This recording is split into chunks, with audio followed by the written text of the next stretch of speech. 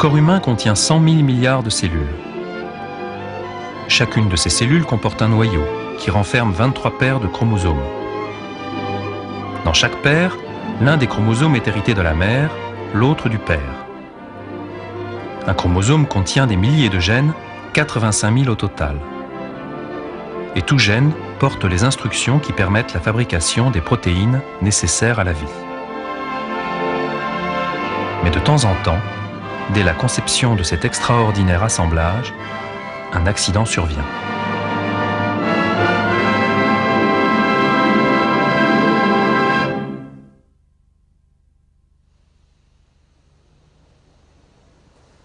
Tout commence en 1959 à l'hôpital Necker à Paris, quand les professeurs Lejeune, Gauthier et Turpin découvrent la présence de 3 chromosomes 21 au lieu de 2 dans les cellules des patients atteints de ce que l'on appelle encore le mongolisme et qu'ils baptisent la trisomie 21. Non, c'est bon, oui. Quelques années plus tard, d'autres découvertes viennent confirmer que ce ne sont pas une tuberculose, une syphilis parentale ou un hypothétique épuisement de l'utérus qui provoque cette anomalie, mais une erreur fortuite, imprévisible et banale de distribution des chromosomes, soit avant, soit au tout début de la conception.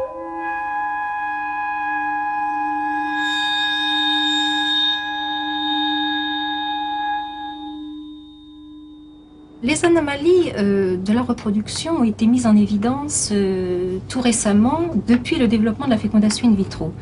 Et là, on s'est aperçu qu'il y avait un taux d'anomalie chromosomique très élevé, puisqu'environ 30% des embryons sont porteurs d'une anomalie chromosomique. Elles sont très variables, il y a des trisomies 21, il y a des trisomies 18, il y a des triploïdies, toutes les anomalies peuvent être rencontrées dans les embryons avant l'implantation. Et ensuite, en fonction de la sévérité de l'anomalie, eh bien, le développement embryonnaire va se poursuivre ou s'interrompre. La trisomie 21 n'est pas plus fréquente que les autres anomalies. Elle est la plus viable. Le seul facteur connu qui la favorise est l'âge maternel. Pour comprendre ce phénomène, les chercheurs se sont penchés sur les cellules sexuelles de la femme, les ovocytes, qui commencent leur travail de division cellulaire au stade fœtal, c'est-à-dire en moyenne entre 12 et 40 ans avant d'être fécondés. L'ovocyte vieillit parce qu'il y a un certain nombre de facteurs hormonaux, environnementaux qui vont faire qu'il peut subir un certain nombre de remaniements qui vont conduire ensuite à la formation d'une trisomie 21 par exemple. Une autre hypothèse qui pour l'instant n'est pas encore prouvée, c'est que peut-être les femmes âgées, entre guillemets, c'est-à-dire les femmes qui ont plus de 38 ans, eh bien, ont une moins grande facilité à éliminer les fœtus anormaux, c'est-à-dire que l'utérus serait capable de garder ces fœtus anormaux alors qu'une femme jeune pourrait les éliminer. Dans d'autres laboratoires, on s'est intéressé au rôle du spermatozoïde dans les accidents de la conception.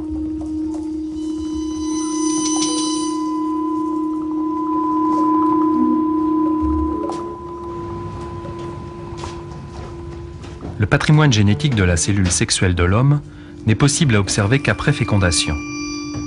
Aussi, pour ne pas avoir à utiliser d'embryons humains à des fins de recherche, les biologistes ont mis au point une extraordinaire technique de fécondation croisée dans laquelle un ovocyte de hamster vient se substituer à l'œuf féminin. La nature se laisse alors tromper pour une division cellulaire, et une seule, et révèle ainsi le rôle du spermatozoïde dans la survenue des anomalies chromosomiques.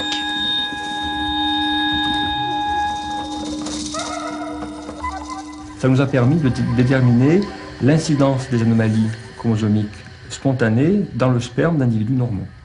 Et on s'est rendu compte que ce taux d'anomalie spontanée était de 10%. 10% répartis en 7% d'anomalies structurales et 3% d'anomalies de nombre, telles que la trisomie 21. Comme c'est joli là. Cette meilleure connaissance des mécanismes conduisant à une trisomie 21 ne permet pas pour l'instant de prévenir cette anomalie au stade de la cellule sexuelle ou de l'embryon. Par contre, ces progrès scientifiques ont entraîné un énorme essor des techniques d'aide au diagnostic prénatal. Le plus développé de ces outils d'investigation, c'est l'échographie, qui permet dans certains centres de recherche de détecter jusqu'à 80% des trisomies 21 fœtales, et cela de plus en plus tôt. Avec la colonne vertébrale. Oui. Des espoirs énormes sont nés de l'échographie du premier trimestre, qui est souvent réalisée par voie endovaginale, avec une petite sonde qui ressemble à un crayon, que l'on place dans le vagin, ce qui nous permet de nous approcher beaucoup plus du fœtus. Et nous avons découvert, toute la collectivité scientifique internationale a découvert qu'un certain nombre de signes et d'anomalies échographiques pouvaient nous mettre sur la piste de la trisomie 21 extrêmement tôt. Le plus important de ces signes, celui qui est le plus connu, est une épaisseur accrue de la nuque du fœtus. On en profite et voilà. Vous voyez ici, c'est ce qu'on appelle la clarté nucale. La clarté nucale est présente chez 1 à 2% des fœtus. On va essayer de grossir. Et parmi les fœtus qui sont porteurs d'une clarté nucale, plus cette clarté est épaisse, plus le risque de trisomie 21 est grand. On est à 1,7 mm, ce qui est une épaisseur normale. L'examen échographique a 3 défauts. Il n'est pas fiable à 100%, il dépend de la qualité de la machine utilisée et du savoir-faire de l'opérateur. Pour le compléter, il a donc fallu développer et mettre en place d'autres outils d'aide au diagnostic prénatal.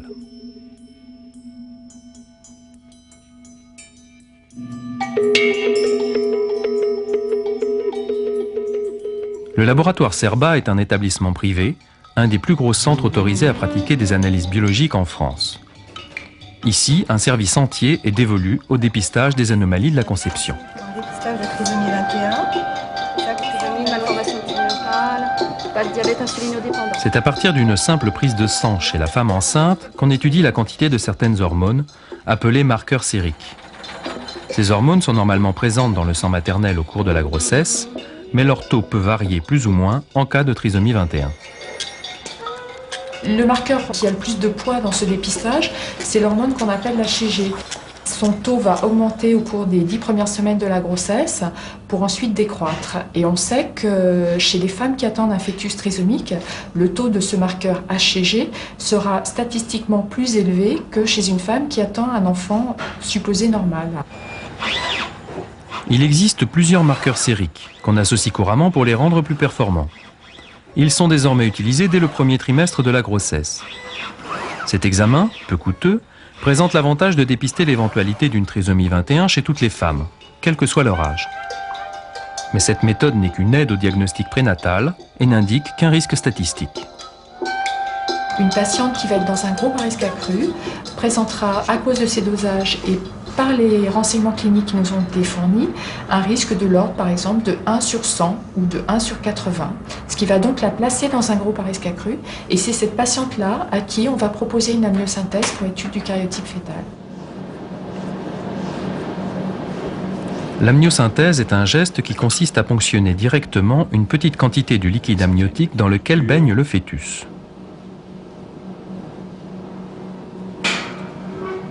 Vous voyez la couleur du liquide, ça ressemble à du pipi, parce que c'est le pipi du bébé, dans lequel on récupère quelques cellules qui appartiennent au bébé et qui nous permettent de voir ses chromosomes. D'autres techniques, comme le prélèvement de sang fœtal ou la mise en culture de cellules de l'utérus, permettent l'analyse chromosomique du fœtus. Les résultats de ces examens sont parfaitement fiables, mais ils comportent un risque de fausse couche d'environ 1%.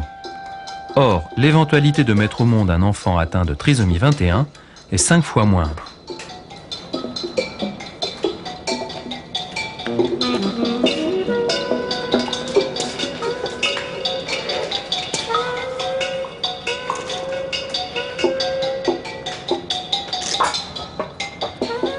Le diagnostic prénatal de la trisomie 21 actuellement dépiste 50% des cas. La question se pose de savoir si on a la capacité et la volonté de l'étendre à l'ensemble des cas. D'abord, le peut-on? Pour faire un diagnostic prénatal étendu à toutes les grossesses, il faudrait disposer de méthodes qui ne soient pas dangereuses, car on ne peut pas exposer des grossesses normales à un risque d'être interrompu du fait d'un geste. Or, c'est malheureusement le cas actuellement avec les méthodes telles que la myosynthèse ou la choriosynthèse, où des fausses couches sont provoquées par le geste.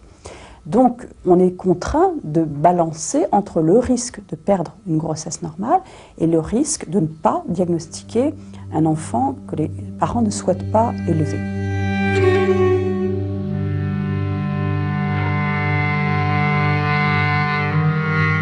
L'âge moyen de la procréation chez les femmes recule de manière régulière et constante en France et en Europe. Il est passé de 23 à 30 ans durant les 15 dernières années.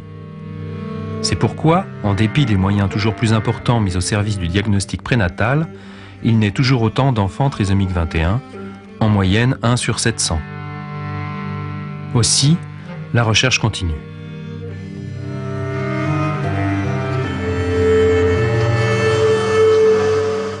Dans le laboratoire de biologie moléculaire de la faculté de médecine de l'hôpital Necker, on cherche depuis plusieurs années à identifier et à comprendre les mécanismes biologiques qui sont impliqués dans la maladie. La première étape, ça a été pour nous de délimiter, de définir une région du chromosome 21 qui contient des gènes importants pour la maladie. Et ça, nous avons pu le faire grâce à l'analyse de patients très rares qui sont porteurs non pas d'une trisomie 21 complète, mais d'une trisomie 21 partielle, c'est-à-dire qu'ils ont en triple exemplaire seulement un petit segment du chromosome 21. C'est sur cette région du chromosome 21, 20 fois plus petite que le chromosome lui-même, que se concentrent désormais les recherches dans ce laboratoire.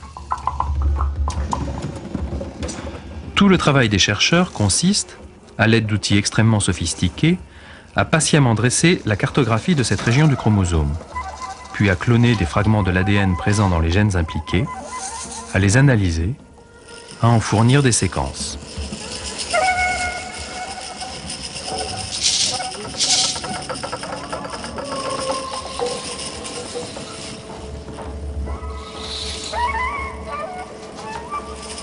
On voit à peu près où jusqu'où t'es allé. Jusqu'à 500 paires de base. Il y a à peu près une quarantaine de gènes dans cette région qu'on appelle critique pour la trisomie 21. Mais nous ne pouvons avoir une idée de leur rôle dans l'organisme que pour une minorité d'entre eux, à peu près 6. Oui, d'accord. Le laboratoire est relié avec les centres de recherche de biologie moléculaire du monde entier, ce qui permet de comparer les fragments des gènes obtenus ici avec d'autres déjà connus, en attendant l'étape incontournable du modèle animal. Pour chacun de ces gènes qui nous semble intéressant, l'idée est de fabriquer des souris transgéniques pour ces gènes et de voir ce qui se passe sur ces souris. Les souris transgéniques sont des souris qui sont obtenues artificiellement en injectant dans le patrimoine de la souris un gène humain. Le gène humain de la souris transgénique étudié ici n'est pas situé dans la région critique du chromosome 21. Mais il est particulièrement intéressant car l'on connaît d'ores et déjà le rôle qu'il joue dans le vieillissement précoce des patients atteints de trisomie 21. En comparant des lots de souris normales et de souris transgéniques issues d'une même lignée, les scientifiques cherchent à déterminer si l'action de ce gène en excès induit des modifications physiologiques ou biochimiques ressemblant à celles observées dans la maladie humaine.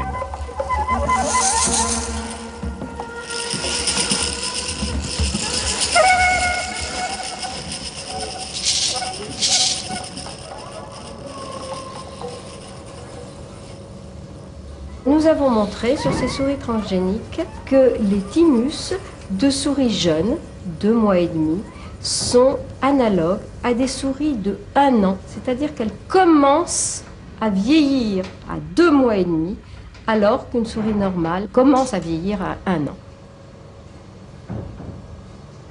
Pour comprendre à quoi est dû ce vieillissement prématuré et comment on peut l'empêcher, on peut soit faire des études pharmacologiques, soit faire des études avec d'autres souris qui permettraient d'empêcher ce phénomène. Et on a des outils à l'heure actuelle, d'autres souris qui surexpriment d'autres gènes qui sont, eux, des gènes de protection contre le vieillissement.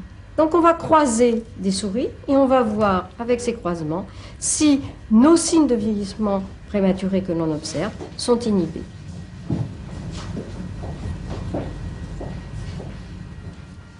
Les biologistes le savent. De longues années seront sans doute encore nécessaires avant que leurs travaux commencent à donner ne serait-ce qu'un début de résultats thérapeutiques.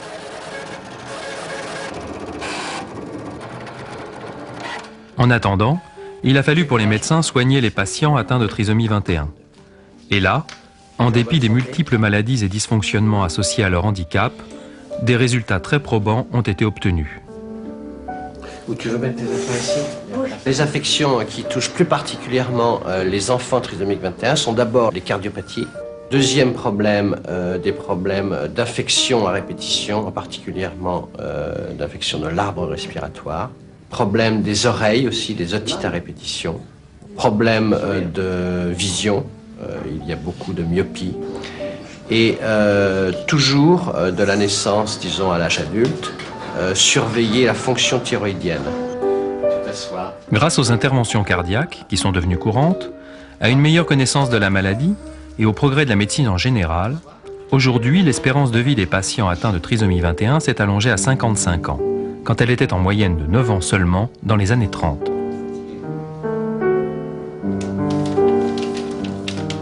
Cette meilleure prise en charge à tous les niveaux a fait qu'au cours des 20 dernières années, il y a eu une augmentation très substantielle des performances moyennes dont est capable un enfant trisomique 21 et de son épanouissement dans notre société.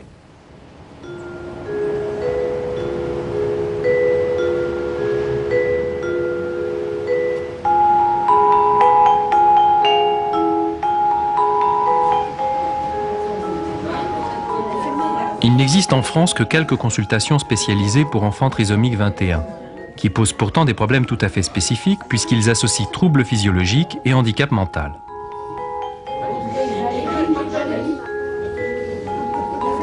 Dans ce centre de recherche clinique, l'équipe des thérapeutes ne soigne pas mais établit des bilans et des programmes de rééducation en orthophonie, en psychologie et en neuromotricité à l'intention des professionnels de la santé. Simplement l'historique du petit, qui est déjà grave. Comme il marchait pas. Les familles viennent de la France entière et même parfois de l'étranger pour être conseillées, orientées et soutenues. Oui, un petit peu plus de 2 ans et demi qu'il a marché. D'accord. Nos connaissances sur la trisomie 21 ont considérablement évolué ces dernières années. Tous ces travaux ont permis de mettre en évidence un certain nombre de lésions anatomiques au niveau du cerveau que l'on peut approcher maintenant à la fois par des bilans cliniques précis et par de l'imagerie sophistiquée. Je pense là aux images que nous donne l'IRM.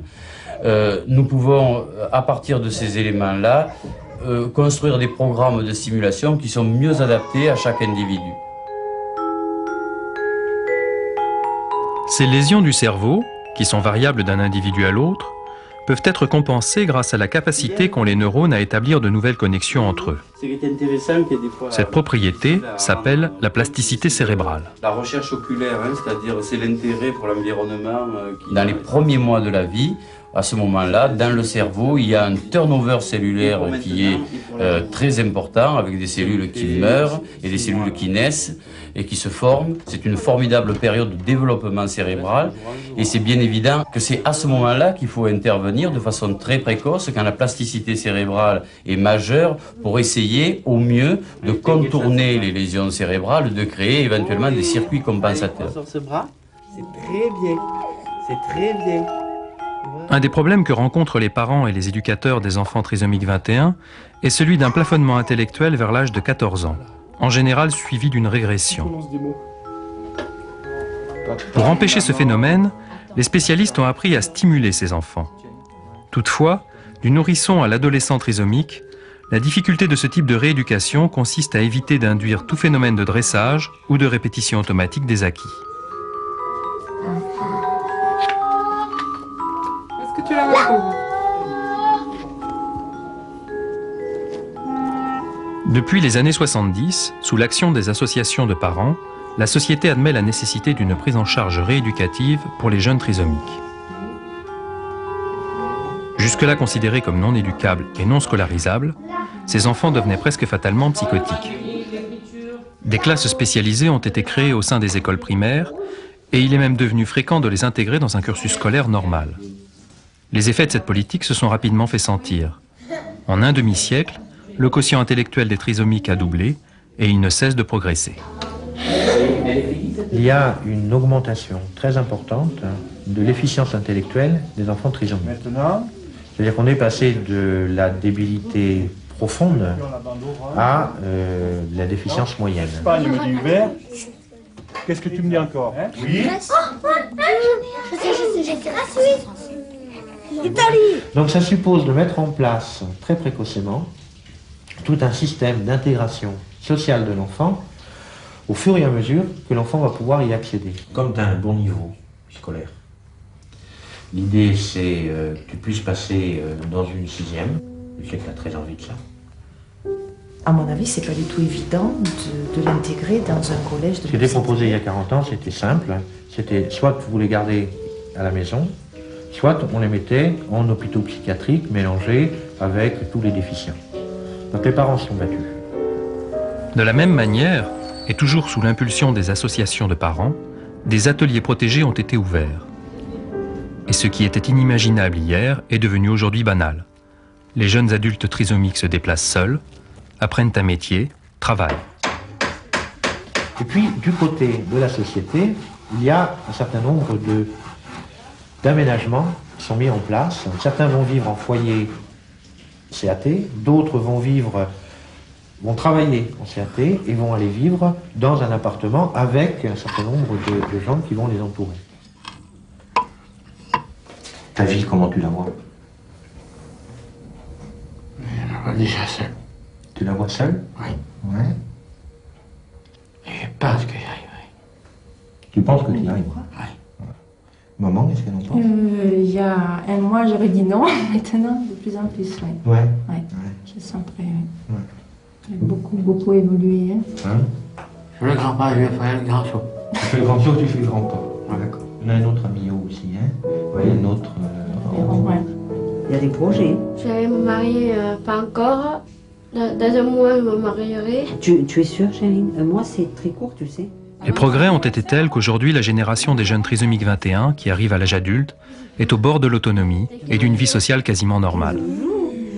En tout cas, elle en a le désir. La situation pour ces enfants a complètement changé depuis quelque temps. Ils ont maintenant une espérance de vie qui est très prolongée. Et donc, il va falloir qu'ils aient une vie d'adulte où ils seront capables d'être presque autonomes, mais pas tout à fait. Il faudra donc les aider à vivre dans des structures adaptées, des appartements où ils pourront vivre tout en étant un petit peu aidés sur le plan financier, sur le plan de gestion de leur vie. Et ça, je ne trouve pas qu'actuellement, il y ait une vraie réflexion de notre société dans ce sens-là. L'espérance de vie de plus en plus élevée des trisomiques 21 provoque déjà un problème de prise en charge de ces adultes handicapés relativement âgés et orphelins tardifs.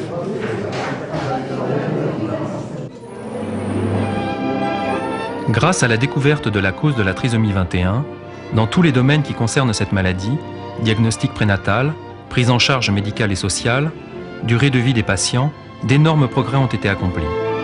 La trisomie a remplacé le mongolisme.